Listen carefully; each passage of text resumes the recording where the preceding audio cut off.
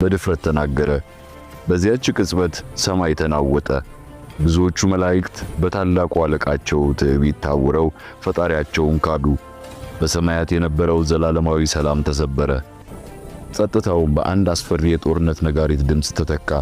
በታማኞቹ መላእክት ሰፈር ለቅጽበት የድንጋጤ ዝምታ ሰፈነ። ወንድሞቻቸው እንዴት ፈጣሪያቸውን ሊክዱ ቻሉ? የሳጥናኤል ግርማና የተከታዮቻቸው ብዛት ለቅጽበትም ቢሆን ተስፋ የሚያስቆርጥ ግዙፍ ጥላ የጣለ ይመስል ነበር። በዚህ የጨለማና የውዥንብር ቅጽበት የትዕቢት ጩኸት ሁሉንም ድምፅ የዋጠ በሚመስልበት ሰዓት አንድ ድምፅ ከታማኞቹ ሰፈር ተሰማ። የጦርነት ነጋሪት አልነበረም፣ የቁጣ ግጭትም አልነበረም። ይልቁንም ቀላል ጥያቄ።